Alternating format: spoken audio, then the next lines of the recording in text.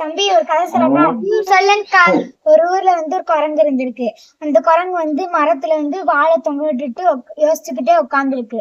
அப்ப வந்து ஒரு அணில் வந்து அந்த வாழைல உட்காந்து ஊஞ்சல் ஆடிட்டு போயிருக்கு.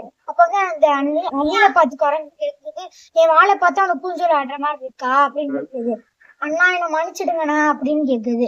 மன்னிப்புலாம் எனக்கு ஒண்ணும் வேணாம், எனக்கு வந்து ஏதாவது எனக்கு நீ ஊஞ்சல் ஆடினா அதுக்கு எனக்கு சாப்பிடறதுக்கு மட்டும் ஏதாவது எடுத்துட்டு வா அப்படின்னு சொல்லுது. அப்ப வந்து சரின்னு சொல்லிட்டு ஐயோ தப்பிச்சோண்டா அப்படின்னு சொல்லிட்டு அந்த அணில் போய் சாப்பாடு எடுத்து வந்து கொடுத்துடுது. கொடுத்ததுக்கு அப்புறம் நல்ல யோசனையா இருக்கே அப்படின்னு சொல்லிட்டு ஒரு அறிவிப்பு வழங்க வைக்குது.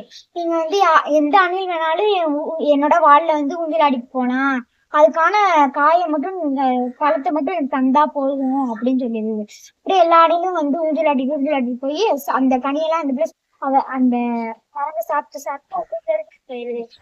ரொம்ப தொப்பை விழுந்துருது. அப்ப வந்து அது கூட இருக்க குரங்கெல்லாம் கிண்டல் பண்றாங்க. தொப்பை விழுந்துச்சு அப்படின்னு சொல்லி கிண்டல் பண்றாங்க. ஆனாலும் அந்த குரங்கு சொல்ல பேச்சு கேட்காம அப்படியே அந்த அந்த ஊஞ்சல் ஆடுறத வச்சு சாப்பிட்டு சாப்பிட்டு ரொம்ப பெருச்சு போயிருது. அப்படியே ரொம்ப மூச்சு வாங்குது. அதனால வந்து டாக்டர்கிட்ட போய் கேக்குது, எனக்கு வந்து இந்த இதுக்கு ஏதாவது மருந்து இருக்கா அப்படின்னு கேக்குது. நீ உட்கார்ந்த இடத்துல இப்படி உட்காந்து சாப்பிட்டா உனக்கு எப்படி சரியாகும் அப்படின்னு சொல்லிடுறாங்க.